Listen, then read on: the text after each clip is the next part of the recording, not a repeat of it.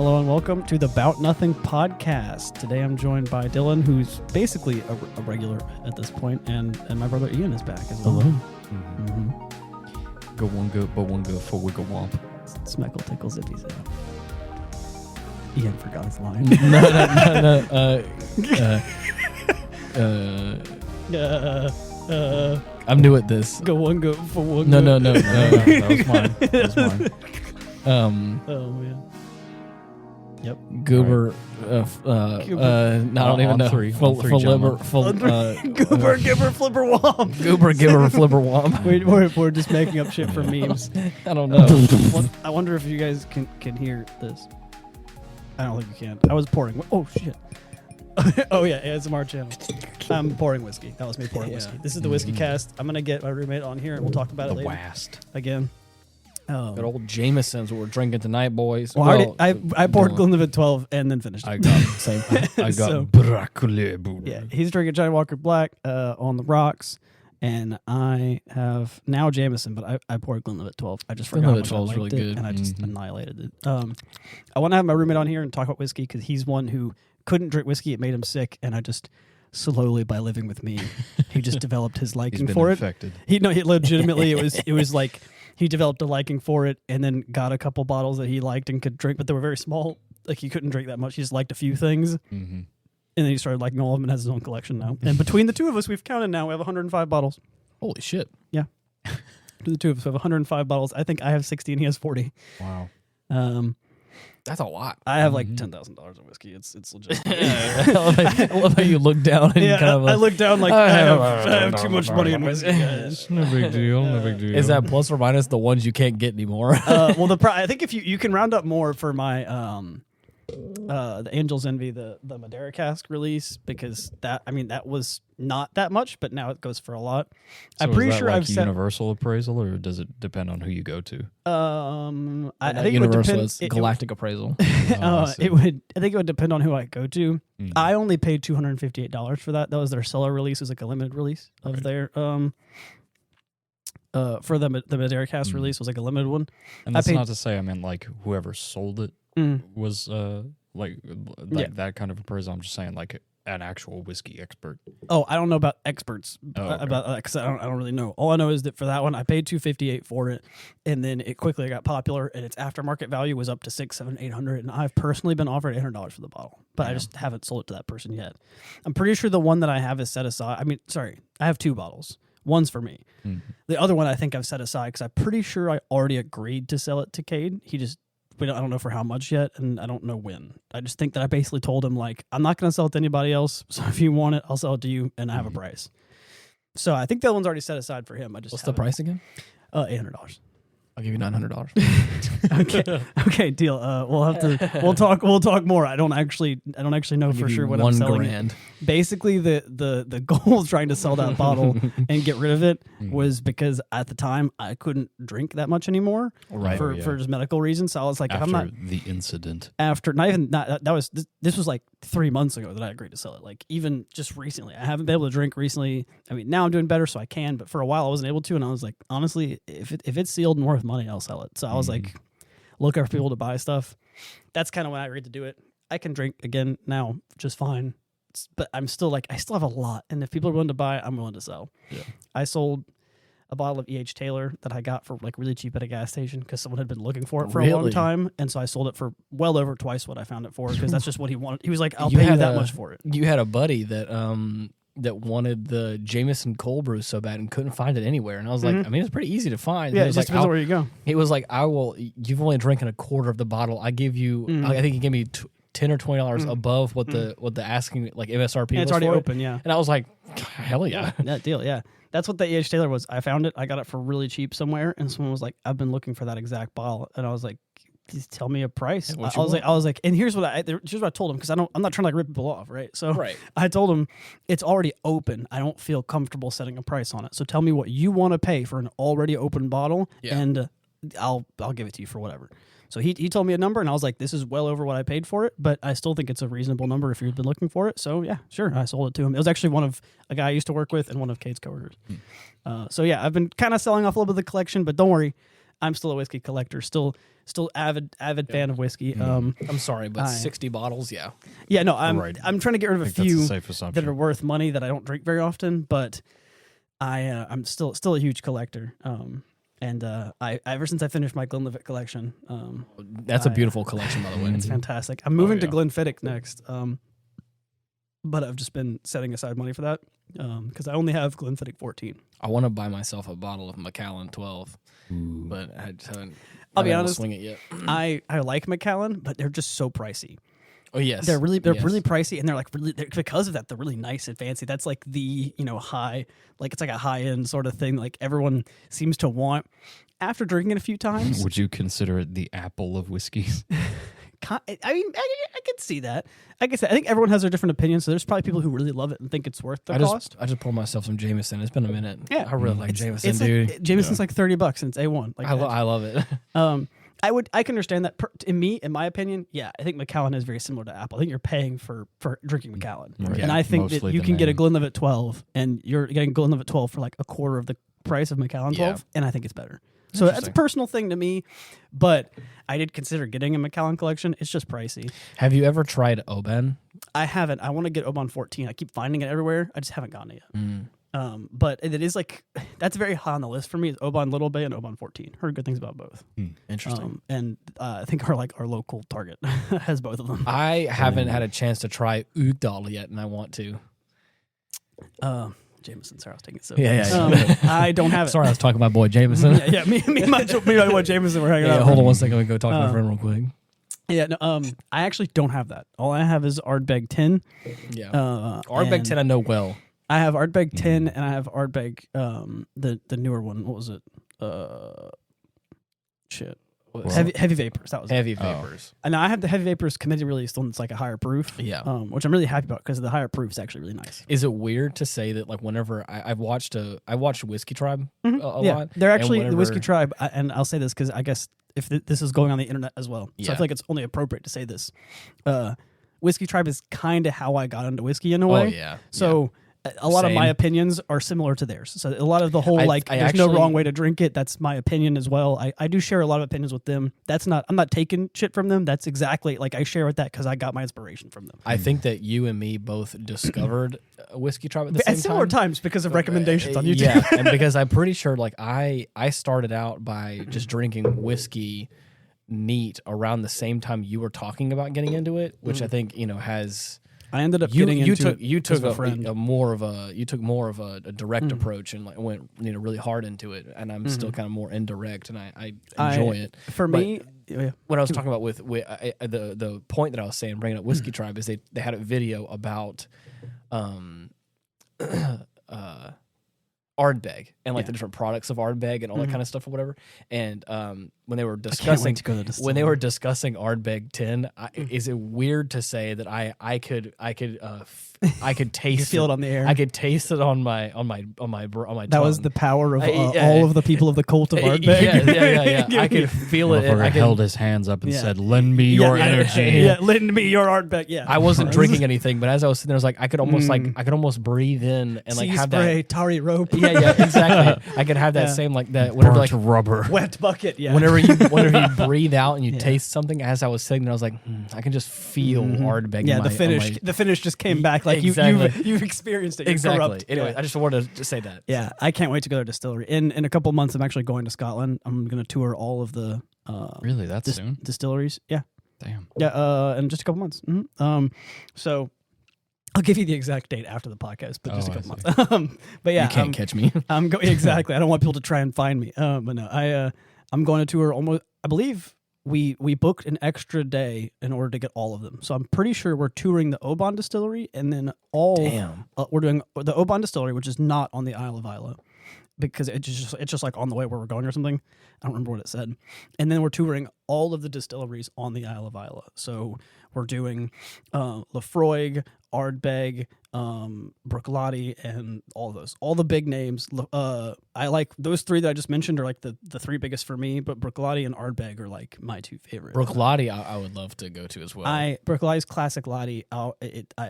It took me forever to find it, and when I finally found it and had a sip. Actually, that was, I believe, I attribute Bruichladdich classic laddie to what got keyed into Scotch. Actually, he Really? didn't really like Scotch. He liked the sweeter stuff like bourbon. He was barely getting into rye. And then he tried that, and he was like, "It's actually really easy to drink." And now he's mostly has Scotch. And I was like, I don't mind. Gotcha. This may be my Irish heritage and that side of me, but like the Irish whiskeys, the Scotches and all that kind of stuff, I'm like, I like it. Yeah. I think I like bourbon, but I Bourbon's personally nice. have gotten into Scotch and rye the most, probably. What I may say is, given the type of the area of the world we live in, and also I think just being in America, In the South, in the South, but also just being in America as well. People, I'm like, oh, I have a small collection of whiskeys, and they're like, oh, I love bourbon. Like, yeah, nope, I remember, very different, very different. I remember one of the people that I work with. I mentioned that I was trying to get into whiskey.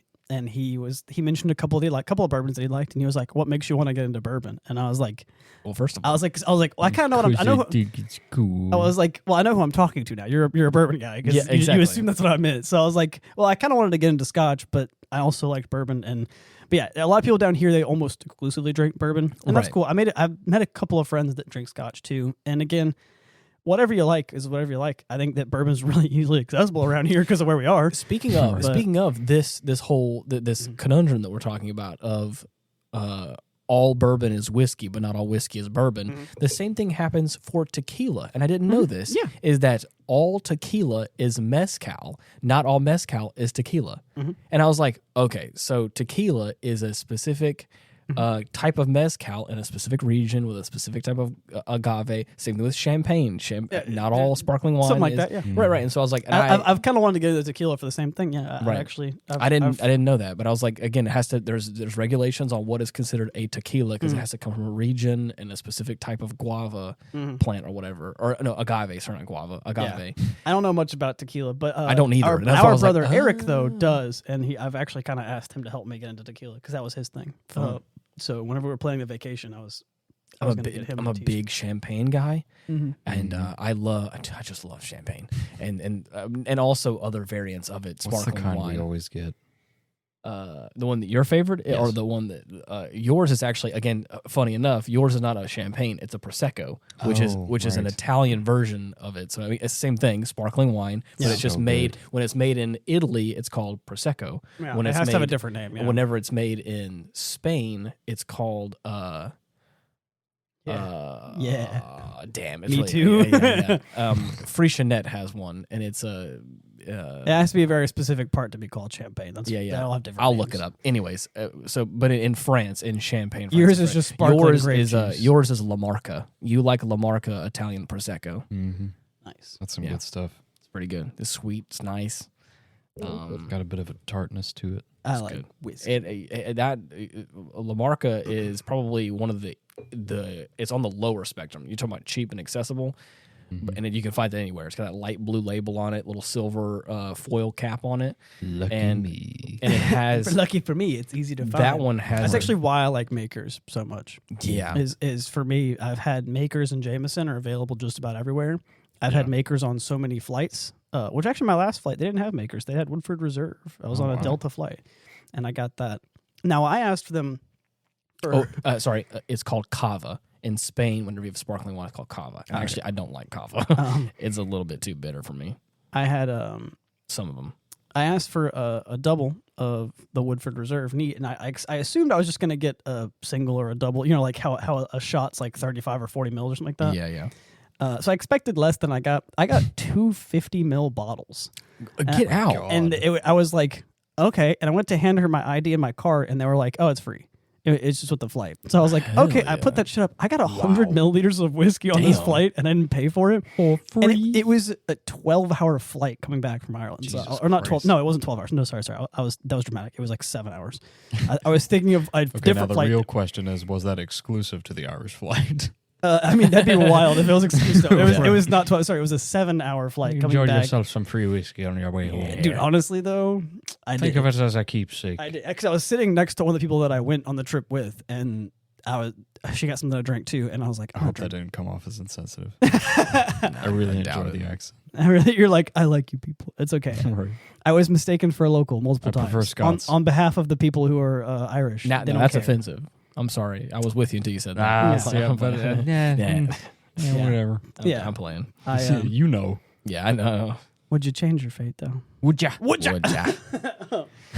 So yeah, but I actually got into whiskey. I don't know if I've told you guys this necessarily. See, I want to say you've mentioned it before, but I was going to ask what got you recently. into it. I think I mentioned it to you because I think I told it to you and Chase in passing how I got into it. I don't know if I've told you, Ian. I got into whiskey because I didn't like alcohol at all. I hated the taste of it.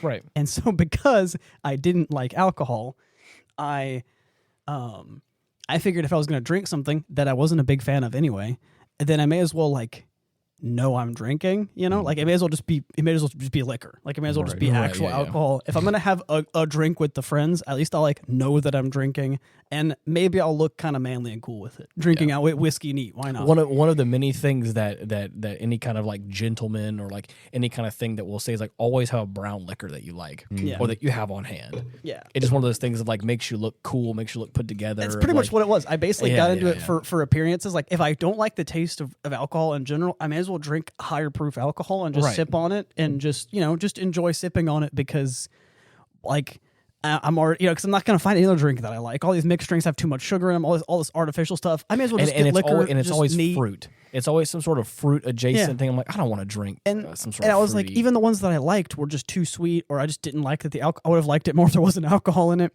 So I was like, you know what? I'm just going to drink whiskey. I'm going to find a whiskey that I like, and, I'll just sip on that at the party. I'm always the designated driver anyway, so I'm either not drinking or I'm going to only drink one. Yeah. And so I went to a friend's house, and I asked him what I should do to get started. He put actually comically some pretty high proof stuff there for me to try, but he was like, these are the ones that I think are really sweet that you'll like. Because I asked for something really sweet. I was like, I want something that's really sweet and easy to drink, just because if all whiskey to me has too much alcoholness to it, I'll try and get something that he thinks is sweet. And I think the first thing I tried, that's the second. The first thing I tried was Jefferson's Ocean's Voyage 19, the first whiskey I ever tried and sipped on, because before then I'd had Jack Daniels and I think I'd had Jameson before. For my 21st, I had a shot of Jameson, and I was like, that wasn't too hard to drink actually, but I just wasn't a big fan because I just took it as a shot, which is funny because now I love it. Shit was kind of weak. So, the first one I had was Voyage 19, and I was like, this is really sweet, but actually, it was kind of good. So I'm over here sipping on this no, wait a second. I think we're onto something. I was like, this is not what I expected. The second thing I drank. That night, Ethan felt something awaken within him. No, legitimately I did. Damn. The second thing, what do you guys think the second thing was? You must know. What was the second drink I had that night? The second whiskey that I ever tried to just sip that got me into it. Oh, dude, I don't know where to begin because it couldn't have been Ardbeg. My first Ardbeg is something that I got into, and I got into that basically independently because of Whiskey Tribe. Because this was before I'd even watched Whiskey Tribe's videos. Well, I would hedge I would hedge my bets and say it was something that's like cheaper, lower end, something like that. But no, the way but I think it's gonna be something more extravagant and elaborate. I just want to hear your guesses. Something really funny. You said Jefferson's Ocean was the first one you had? Jefferson's Ocean Voyage 19, yeah. Voyage 19. I think that, oh man, I really want to go out on a limb here and do something crazy. I would say Blanton's or something like that. But no, that'd be cool, but no. Okay, what do you think? You can have a second guess. I don't care. I want to know what your guys' first guess was. Was it Woodford Reserve? No, it was Angel's Envy Finished Rye. Really? That was the second whiskey I ever tried. And that one, even then, I was like, this is really sweet. And the proof, it's 100%. Sorry, I was 100 proof. It's 50% by volume. I should have fucking guessed that was your favorite starting out. Well, it's funny that, it kind of became my favorite, not even because of the Finished Rye.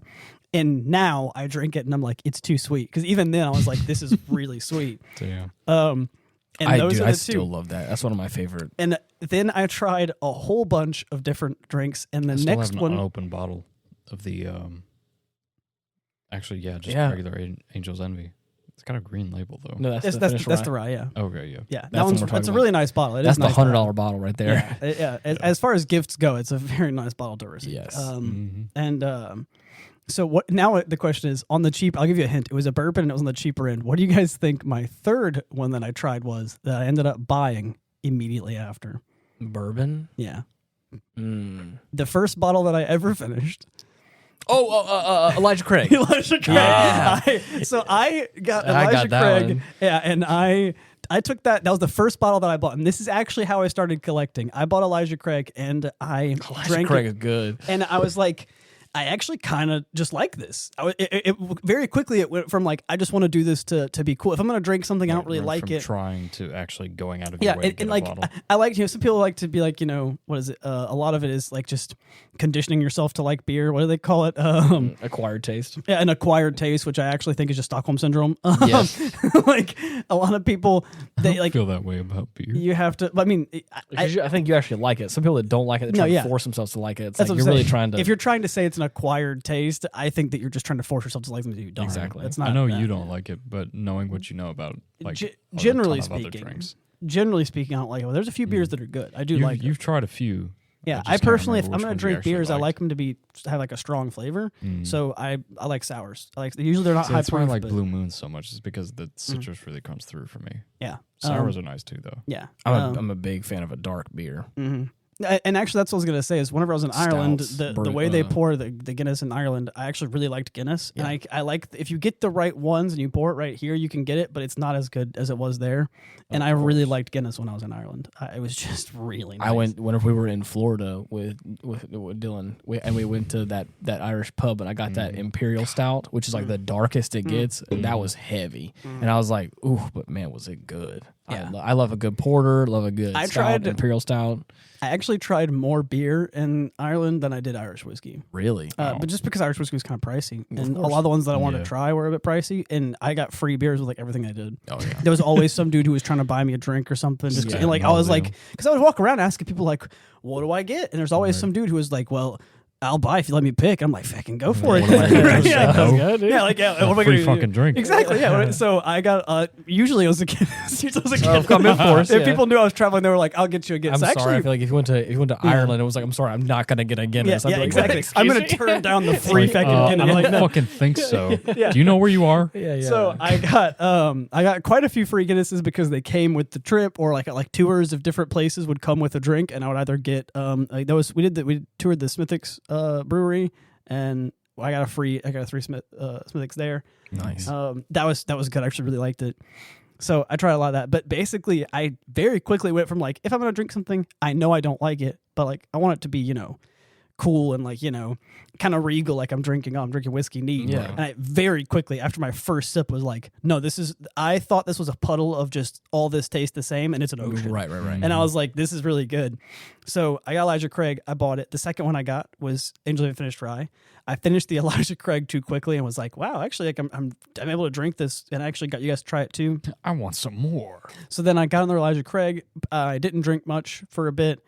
I think I got a Wild Turkey 101 or 101 Rye, which I didn't finish until by the way, last month. So it's been years that I had that bottle because I just didn't end up finishing it. And I can't basically, remember if I liked Wild Turkey or not. I thought that the 101 Rye was okay, but I didn't necessarily. Can we play this little game with me now because I remember the first 2 or 3 that I had. We can't, but to finish this, Go ahead. basically that's how I started collecting, because I ended up finishing an Angel's Finished Rye after I had 4 or 5 bottles when I was still here. Right. Bought a second one, and then I didn't want to open it because I was like, that one's a bit pricey. I don't want to finish it again and have to keep buying it, even though I really liked it. Yeah. And basically I kept buying bottles by putting money aside slowly and trying them, but I was the only one drinking whiskey in this house at the time. Right. And so I couldn't drink 3 bottles. I didn't drink enough. You let me try one Mm-hmm. a while back. I think it was like the first one I tried. My memory is a little hazy on this subject, but you may know. Do you remember? Probably. Do you happen to remember what the first whiskey I tried was? Oh, Oh wow, that's a hard one. probably Elijah It was Craig. definitely when you still lived here. Yeah, it was probably Elijah Craig. Okay. Yeah, because that was the first one I bought that I was like trying to let you guys try. It was either Elijah Craig or it was whenever I opened the Angela Finished Rye, because I didn't have the Voyage 19. In fact, I think it might have been the Finished tried Rye. both. You probably tried at the both same that time. day. Yeah, Yeah. I don't know which one was first though, but I remember basically getting Elijah Craig immediately after that night when I tried them, and getting Angels Envy shortly after. And I wanted you to try both of them because they were totally different. So yeah, I basically got you to try the same things that I tried was first.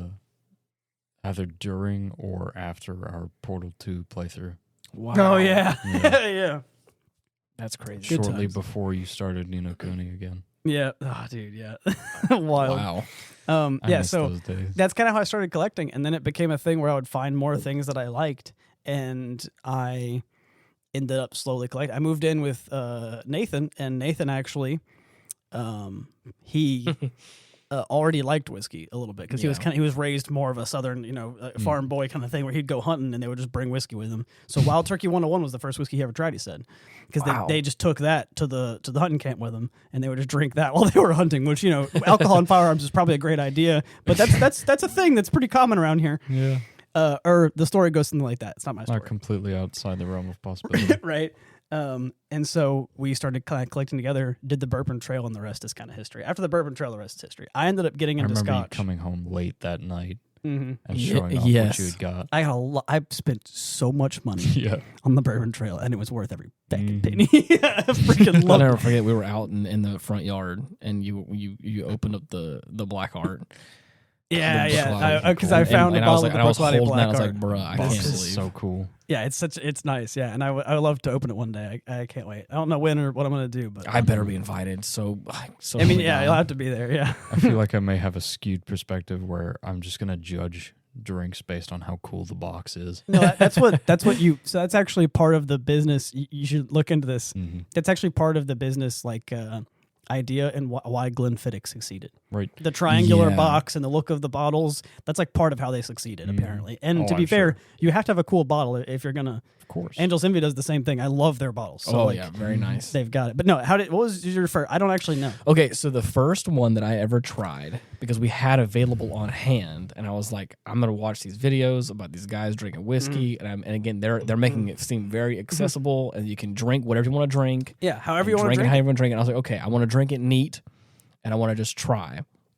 So I ended up pouring up a bottle that I had purchased for myself, which was Crown Royal.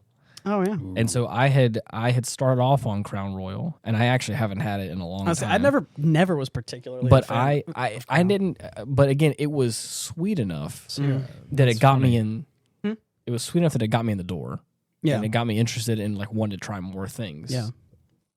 That's funny you should mention that you weren't a big fan. I remember you telling me your regular used to be a double Crown and Sprite. Yeah, I was about to say, actually, I was never a Crown guy, but because of Ben, the only drink that I liked was double Crown and Sprite. It was double Crown Apple and Sprite. Actually. Yes, Crown Apple and Sprite was the thing we had in this household for a long time. I still have yet to try it. You've tried it with me because I remember we went to some sports bar or something, and I got a double Crown and Sprite, and I was like, this is the only thing that I really drink. And I'll let you try it. Now, that's been, 6 years now, probably, or something? I can't say 6 years. That puts me before 21, but still.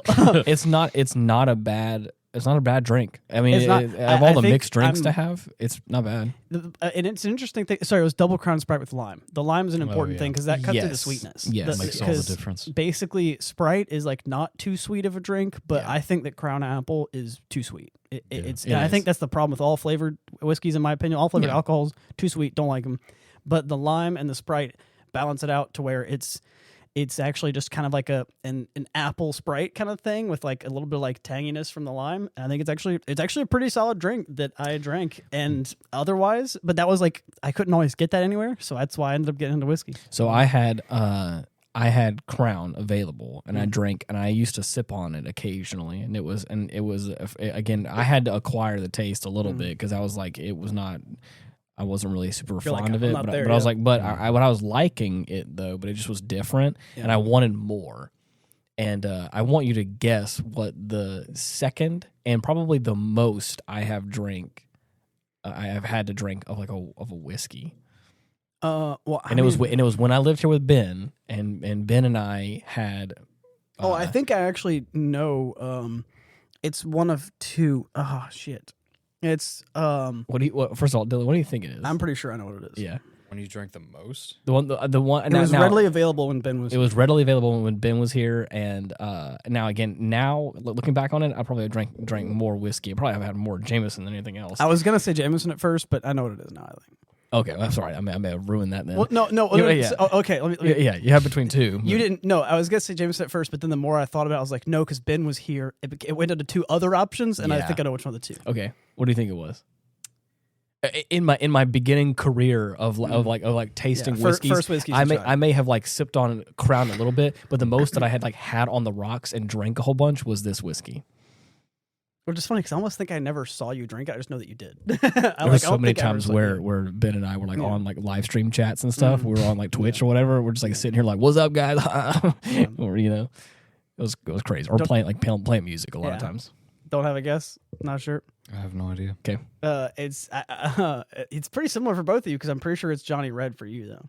It's either Johnny Black. It's Johnny Black. I was like, it's either Johnny Red or Johnny Black. Because I remember Ben would keep Johnny Black in the freezer. Yes. And I remember trying it as well. I pulled out the freezer and tried it, and I was like, this is definitely different than the bourbons that I bought. I've never had it cold. But I mean, it's a little different. You've had it on the rocks before. I used to have it on its own, just chilled. Right. Yeah. I used to have it on the Especially out of rocks. the freezer. Yeah. It's nice when you put a whiskey in the freezer because then it gets so cold. The alcohol content means it won't freeze, right? But it gets so cold that the condensation freezes on the glass. And so if you get it cold enough, you can hold the glass and you're like melting the ice on the glass. It's actually really sick. The Johnny Walker, White Walker did that. They recommended putting it in the freezer, and it's actually one of the only whiskeys that I preferred chilled instead of just neat. Wow. Like just the way it was, because I tried it neat and was like, it's okay. The bottle said recommended chilled. I chilled it. The bottle changes and turns all blue. Of course. And I took it out, poured it, and I sipped it, and I was like, it's actually better. It's like a little bit syrupy, and like it's a little bit better when it's chilled like that. And that's the only one that I just preferred the way it was. That's cool. Fun fact. Johnny Walker, White Walker, the only one. Damn. But yeah, I remember you mentioning it was Johnny Black. And my other guess was actually going to be it's one that he bought you, and I know he drank it pretty regularly, but it was the Knob Creek. Yeah, Knob Creek, yeah. I actually don't remember having Knob Creek at all until he purchased it from me a couple years later. That's a nice bottle to get for and he didn't just give me the regular Knob Creek. He got me the cask strength or whatever it was. Like he got you it was the single barrel, I think it was. It was 50 proof. It's the 100 proof, sorry. It's the 100 proof. 50%. It's not uncommon, but it is more expensive of a bottle, and it's their single barrel 100 proof. And may I tell you, it was so good. It's that higher proof. And again, watching those videos on Whiskey Tribe, you hear like obviously higher proof, more flavor, like all that kind of stuff. And I've heard that. I've heard that a whole bunch, and I've sort of experienced it. But dude, drinking that Knob Creek, it was. I mean, it like drinking a double of it would make me feel something. Yeah. A little bit, but I mean, every time I would take a sip, I was like, "Ooh, man, there's so many flavors here." I like barrel proof because maybe the flavor is not necessarily always there, but it definitely the flavor does stick around longer, and I like that. It finishes longer; it just kind of sticks around with you. And I personally like it. Yeah, and I liked it a lot. And that one's actually I personally like it, and it's a weird thing though because I remember drinking it, and even still the last time I had it, it's only 100 proof. But to me, it kind of hits like it's higher to me. Like it kind of bats above its numbers, you know? Because like every time I take a sip, I'm like, yeah, it kind of hits you. It's not just 100 proof. It's like a strong 100. You know? Yeah. Because I've had some, like Cade, I got him into barrel proofs too. He collects barrel whiskey, which is always barrel proof. We have some very high proof stuff on the shelf, and they're actually pretty easy to drink for their proof. Right. But then I drink some other ones, and I'm like, wow, it depends on the whiskey, the flavor, you know? I always say that Ardbeg, it's not a very high proof at all, but it hits harder than a lot of their whiskeys just because the flavor is strong. Oh yeah, and so I think Ardbeg hits far outside its numbers. Yeah, Ardbeg's fantastic. Ardbeg is so fun. I'll admit I don't even know how to describe how I got into Ardbeg. I remember buying a bottle of it because I was like I think it all starts with being open-minded. Oh, well, for me, so after I started that collection, I had 3 or 4 bottles. That's whenever I ended up finding the Whiskey Tribe. I don't know how. I think I might have looked. I think I might have found them by looking for them, but I started watching their videos. I wouldn't be surprised if they just got recommended to us. No, I started looking. I think. Okay. I think I might have looked some stuff because at this point at this point I had like 4 bottles and I was getting into a hobby, so I was looking at other people who like it. From what I remember, I think I might have found them through the Modern Rogue first, though. I don't. Oh yeah. I forgot that. Or I remember you telling me a story about how somebody had described Ardbeg to you and how it was so fucking outrageous. They were like, I got to try this shit. Okay, exactly. So this is what I was going to get into was I remember watching a video on it, and I was kind of, at this point, I had said I wanted to get into whiskey because I wanted something that was intense and strong, and if I'm going to drink, I want to know I'm drinking. Yes. Right? Well, then I found shit that I liked and was like looking for what's stronger. So now, if whiskey, which is what other people consider strong, I just like it, and I just think it's good now. What do even whiskey drinkers consider strong? Like I was like, now I'm looking for a challenge. Where's the thresholds here? Exactly. I was like, I'm looking for a challenge now. The next step. And so that's how I ended up sort of finding out about Ardbeg. And I looked at the price. I thought about it for a bit. I ended up getting Ardbeg 10 and trying. I remember when you got that first bottle. Now I will tell you, I remember with 100% certainty. I think you might have too, but everyone in this room was present, and I know that after I took a sip, I made Dylan take a sip too. And I remember Dylan just saying, "Oh yeah," I remember like, "Oh yeah, I like that." It was good. Was not sure at first. Mind you, Ardbeg 10 is one of my favorite whiskeys of all time now. There are only 2 whiskeys I would describe as savory. Oh, Ardbeg being one of them, and the other would probably have to be Whistlepig. Really? Okay. Yeah. I thought I would say Double Black for a second there, but no, because I mean Double Black is. Which Whistlepig though? The 10 or the which one did you have? Ooh, I think the one I tried first was the 10. Okay, because I have the 12 now, but I think, and I had the 12 for a while. Me and Nathan had a 12 at the beginning of our lease when we stayed there for a year. Yeah. And from the beginning of the lease, we finished that entire bottle. Damn. It was such a good bottle. There was another Whistlepig I tried recently. Whenever I came over one time. I think it was the 12.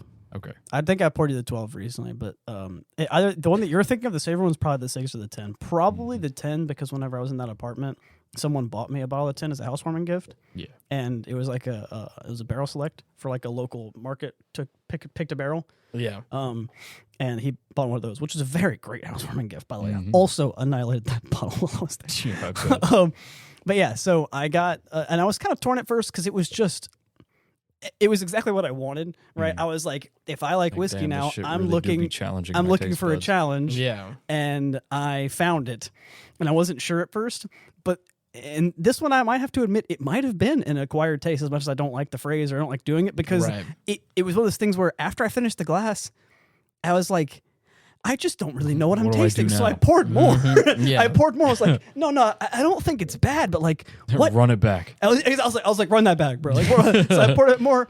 After drinking it for a bit, I ended up kind of settling on the fact that it's very different, but I liked it because it just stuck around, you know? Oh, and boy, does it ever. It was weird. Yeah, I was like, you could take one sip of Ardbeg 10, you can taste that for 15 minutes. I feel like it's unique. It sticks around for a while. 1 or 2 shots is going to be, it's going to do me for like the whole day. I mean, it's good though. But it's when we said this at a family Christmas gathering with our cousin. We were drinking he tried it first, and he was like, "Oh man." We were drinking it. We were like, we definitely need and I think we came to the realization of this. Is that Ardbeg needs to be the finisher? Yeah, if you start the night with Ardbeg, that's probably mentioned. If I'm gonna start the night with Ardbeg, I'm probably not gonna go and drink a bourbon after, because then it's gonna taste kind of like Ardbeg bourbon, because it lingers around so much. It really taints the flavors of other things that you're trying to sample, and that's what we did. We started off with that because it was the big one. He was hyping it up. We tried a couple of whiskeys. We tried Ardbeg 10. We tried to drink proper number 12 after. We tried to drink proper 12 afterwards, and I was like, man, it just tastes like Ardbeg. Yeah, proper number 12 is kind of a lighter flavor, so like it kind of just got trampled by what we had been drinking. Yeah. You drink Ardbeg, it's there to stay. Yeah, exactly. And I ended up kind of being sold. I really liked it. Yeah. There's still some other ones that I'm a pretty big fan of. I can't remember what the third one was that I drank, but I remember a lot of Black Label kind of holds a special place in my heart. Yeah. I like Black Label a lot. And I think Black Label, for its accessibility, is I believe still my absolute favorite. One of the I think besides Angel's Envy, I purchased Jameson for myself because one of the guys on Whiskey Tribe was like, he said that he used to just drink Jameson all the time on flights. That was what right. That was what he was always saying, is that he would always get a double Jameson neat on flights. And so I was like, okay, I mean, like and I know that it's accessible, and again, it's at every grocery store anywhere around here. Like $30, and $20, like, $35 probably. And so I got one, and I was like, oh man, that's actually really nice. And I've that's been my kind of my mainstay is Jameson. It's not bad. Part of why I've gotten into makers is the fact that I would, after work with a lot of friends that I go to, and at this point, it kind of became a thing where it was the only thing I really liked. It went from me wanting to drink it just that way I could get into it to now it's the only thing that I like, so it's the only thing that I drink. Yeah. So very quickly, even whenever I only had 3 or 4 or 5 bottles, before I had 60-something bottles, and now I'm the whiskey guy because I'm a whiskey collector, right? I went from that at this point where I became the whiskey guy because that was just all I drank. Right. Yeah. So I would go and hang out with friends, and one of them would get, some mixed drink. The other one he would always get bullet bourbon with just a splash of Coke. He wanted just a little bit of Coke. He wanted mostly bullet. Just I want enough for the bubbles to show up. Yeah, that's it. He just wanted just a splash of Coke, and then I would always get double Maker's Neat so basically, and they ordered their drinks because they'd been to this place before, and I was like, "What whiskeys do they have?" And the server that doesn't get asked that very often doesn't know. So I'm like looking at the bar. Only thing I could find was Makers that I knew of that I wanted, and so that wasn't flavored or something like that, and so I kind of just started drinking Makers. So I was like, every place has it. So and I work almost same thing with Jameson. You can go anywhere and just probably about find. Yeah. And so I work nights, so we would always get breakfast after work. So obviously, no server who works day shift gets asked what whiskeys they have, right? So we'd get off work, take off the uniform, go inside, and I would just order freaking whiskey. And it's probably surprise. I've actually gotten some looks before. Oh yeah, because it's weird to have someone who looks as young as I do at 7:30 in the morning say, "Yeah, I'll have I'll have your nicest bourbon. I'll have the biscuits and gravy. I'll have the biscuits and gravy with a double Maker's Neat. Do you have anything 100 proof? Yeah, exactly. Yeah. What's your strongest shit? Yeah. So it's just hard. It was just. I remember one time I did that. I ordered biscuits and gravy and a double Maker's Neat, and I remember someone doing. What? And just looking over at me, and I was like, "You're starting the hangover a little early, ain't you?" Exactly. Like most people are getting their mimosas or whatever. Starting the day off. I'm like, just because it's morning for you, all right? It's night for me. I'm gonna finish this drink and I'm gonna go home and sleep. Coming right up, madam. Yeah. So that's kind of how I got into Makers, and now what we've discovered after drinking it. Blindfolded, basically. Me and my roommate we have so many options, right? We love to get one of us walks out of the room, the other one pours a couple bottles, we come back in. I've been present for a few of these taste tests. And we try and figure out what we're drinking. That's fine. Or if we know what we're drinking, sort of, like I know I'm drinking bourbons, we try and figure out which one we like the most and then figure out. So recently we did a comparison of 5 different bourbons, and we said which ones were our favorite, and neither of us knew what they were because I poured them all. But then, because there was 5 of them, I forgot which one I poured where, and I wrote them down on my phone, so I just left my phone on the table, and I actually kind of blindfolded it too. And if you're curious, of the 5, the one that we both liked the most, was actually Angel's Envy, tied with Maker's Mark. And the other options were, it was Angel's Envy, Maker's Mark, Buffalo Trace, Four Roses, I think it was the small batch, and what was the last one? Buffalo Trace. Did I already say that? You did? I did? Okay, then there's another one. There was another one we did. I always forget about Buffalo Trace. It's a good one. I got that for Christmas this year. Oh, Elijah Craig. Well, I think I had Buffalo Trace and Elijah Craig mentioned. I was like, I already said that one, didn't I? Elijah Craig, yeah. And I was actually surprised that Elijah Craig wasn't higher on my list. It was right in the middle. It was right in the middle, right behind. But to be honest, that's what I expect for. Yeah, it's Elijah cheap, Craig. it's successful, but it has a special place in my heart. Yeah, and I thought that it would be higher than Maker's Mark. So the fact that Angel's Envy and Maker's Mark kind of tied for me, I couldn't figure which one I liked more. So I gave them both, I think it was a 7.8 on my little paper. And then I was like, I have to pick which one's the best. And the one that ended up being Angel's Envy, I gave it 7.9. So I tied them basically. I haven't had Redbreast yet, and I really want Redbreast. Redbreast 12? Yeah. We need to come to my apartment after this. I'm willing to open it. Yeah? Yeah, because I had a bottle that, Redbreast, I did the same thing I did with the Angel's Envy when I first tried Redbreast before. Yeah, Redbreast 12. I got the bottle, opened it. Now that one, I'll admit, a lot of them I just bought because of whatever. Yeah. Redbreast 12 was the only bottle that I bought besides Ardbeg 10. I bought because the Whiskey Tribe recommended it because they gassed that shit up. Yeah. And I bought it and they were right. But the problem is it's not a cheap bottle and I drank the shit out of it. Of course. I emptied that bottle a little bit too fast. Yeah. And I'm pretty sure I think I've just emptied the one. I bought another bottle and I told my roommate, because we both really liked it, that I wasn't going to open it for a while. Right. Which I don't normally say, because whenever I buy whiskey, I say whiskey's made to be drank. Of course. Yes. So obviously there are some exceptions to the special stuff. But I thought that bottle was unsealed whenever I bought the recent Redbreast Tawny Port edition, like they're like a limited release that they did. Yeah. I thought it was unsealed and there was a little bit left in it. I forgot that we killed the last bottle and this was brand new. Oh. So I was like, well, I have to open 2 bottles now. So I actually have a Redbreast 12 that is open. And once I open it, I'm willing to just annihilate it because that's just, I'm like, I love it. It's too good. Hey, what else are you going to do? Yeah. So well, if you guys want to come over, anytime you want to open it up, please invite me over because I want some. You can compare, it in the Tawny Port. I actually really like both of them. They're a lot more different than I thought. And whenever I drank them the first time, had already had a lot of whiskey to drink, so I wasn't sure. I like Irish and I like Scotch. I've noticed. I like the Irish whiskeys. I like Scotch. I like that kind of like that whole. I like the difference in flavors and all that. Yeah. Bourbon is not bad. I don't mind bourbon. It's not my favorite though. Yeah, I'm a Scotch guy, 100% a Scotch guy. Yeah, and Scotch is so fun. There's so many different, interesting ways that I've experienced Scotch. That's why I like it. It's so dynamic. I want to try Lafroig. Oh yeah, I haven't tried Lafroig, but I've tried Ardbeg. But I have Lafroig too. It's a little bit. Lafroig Lore is the one I've tried. Yeah, I don't have that actually. Oh, you don't? No, I don't. Nathan has. He bought it. Yeah, I think you've tried. And when the fuck did I try it? With me and Nathan, maybe. I don't know. I had to. I mean, or maybe you tried Lafroig 10. I might have compared Lafroig 10 and Ardbeg 10 to you because they are different. I mean, he may have. Maybe. I mean, he may have gone over to his apartment. It was Lore. You might have. I don't know because again, I've me and Nathan and Kay, we've all had people drink. Whenever people come over, we're trying to find. There's a whiskey for everybody. We say so. We try and find something for everyone. Yep. But yeah, Lafroig's good. I actually like Lafroig. If I can't, and even though Ardbeg is one of my favorites, if I can't figure out what I'm going to like to. Basically, even though Ardbeg is one of my favorites, I have to be in the mood for it. It's one of those whiskeys that because of the flavor, the type of whiskey is the type of flavor. It's not something that I always go to often, but I do love it. And whenever I do want it, it's like all I drink that night.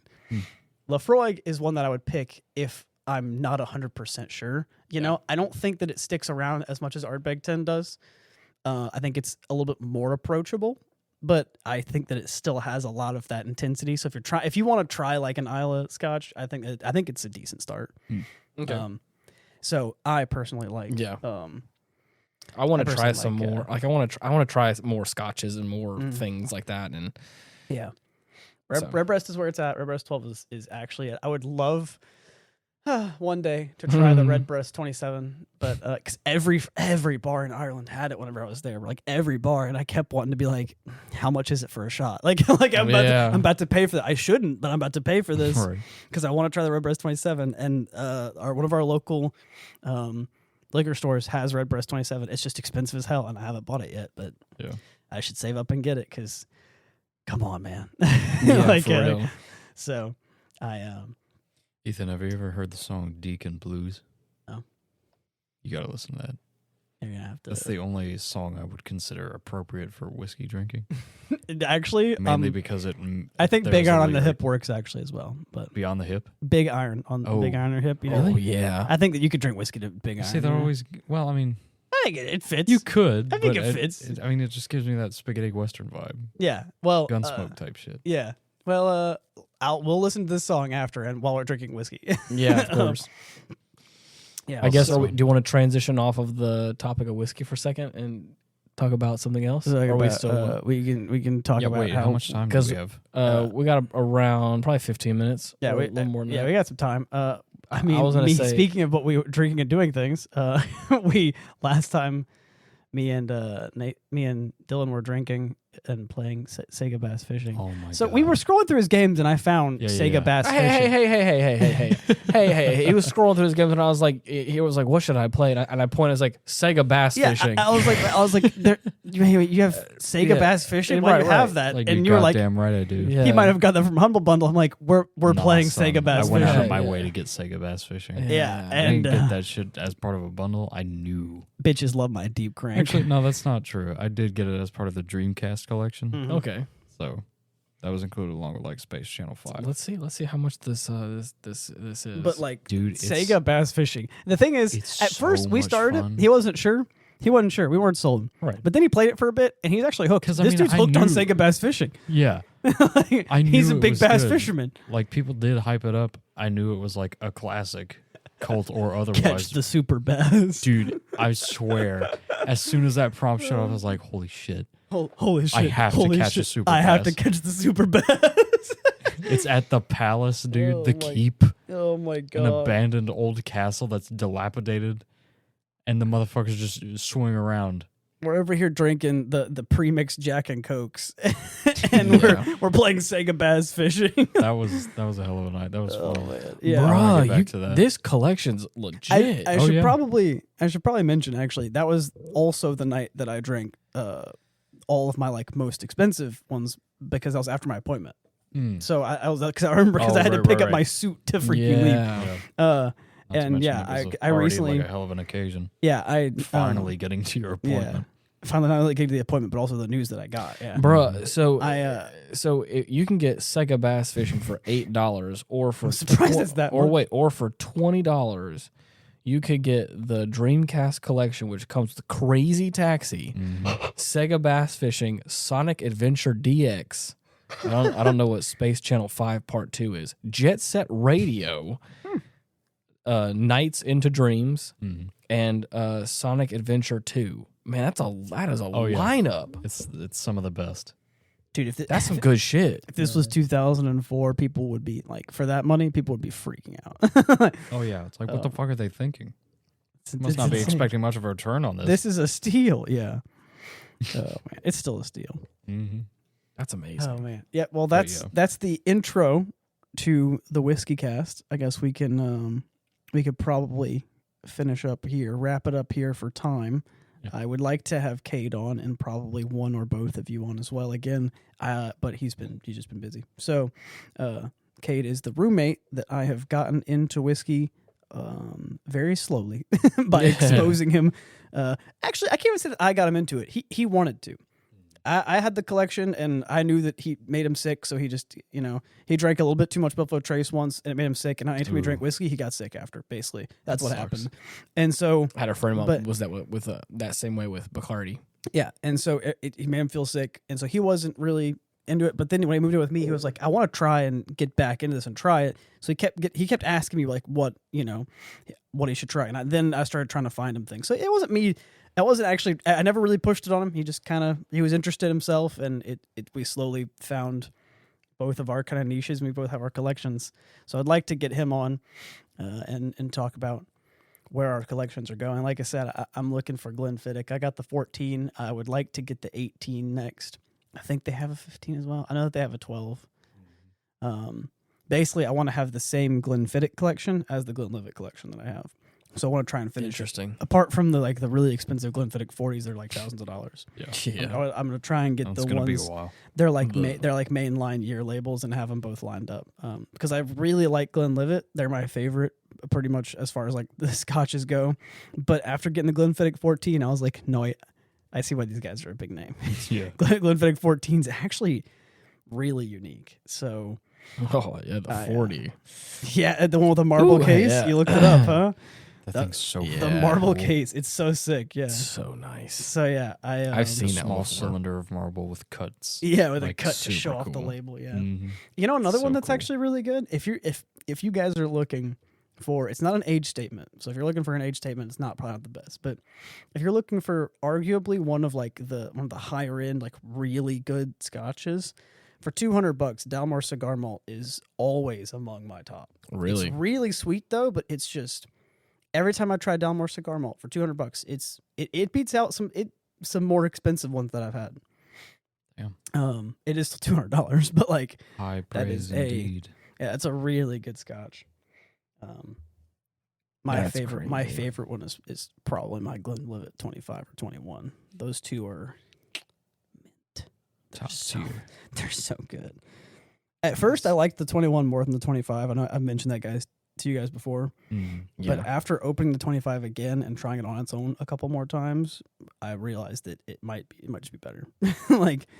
So after my birthday, I tried it again. I was like, no, wait, this is legendary. This is so good. I can't ignore it any longer. Yeah, exactly. Well, I mean, I can because it's too expensive for me to keep opening it like I have been. I can only ignore it for so long. Yeah, exactly. So also the Macallan 32-year bottle looks really interesting as well. Macallan M has that crystal decanter as well. That's a crazy one. It's freaking $10,000. Oh yeah. Jesus. Well, when you start looking at the ceiling, you get very expensive. It starts getting real big, real fast. Yeah. That's kind of what I like. That's what I like about about champagne is that there is like a threshold. It caps at like 300. There's some that are more expensive, but for the most part, you can get some of the best stuff for around $200. Ooh. Yeah, the problem is it doesn't last as long.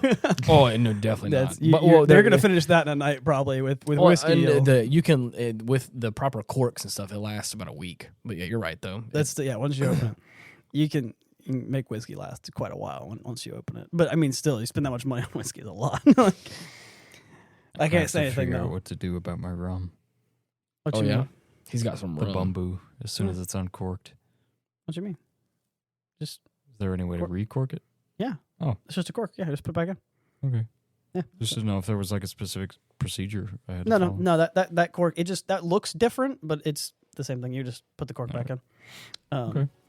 Yeah, you can just do that. You can't do it with a champagne cork because it expands. Whenever you take the cork out, it actually physically... That's probably what I was thinking of. Yeah. No, I mean, and if you can't... I have backup corks. You're fine. I'll just lend you a cork. Oh, man. Well, yeah. Yep. We'll see next time. I can't say like tune in next week because I don't. The scheduling is completely random. Tune in whenever, you just never really know. Yeah, when I'm gonna. I've been dropping these on like every other Monday. So to be honest, I'll probably drop on a Monday. Yeah. I think it's the Monday that you're off usually. Yeah. And we'll just have to see whenever I can get Cade on and do the next one. But tune in next time. We'll probably talk about more whiskey. This episode, even though this is the Bout Nothin Podcast, we wanted to drink whiskey, so we were going to talk about it. So this was less about nothing, more about whiskey. This was like, we're all drinking. Let's talk about it. Yeah. So but we've also been playing games, Sega Bass Fishing. But yeah, tune in next time. Thanks for joining us. Goodbye. See you. Bye.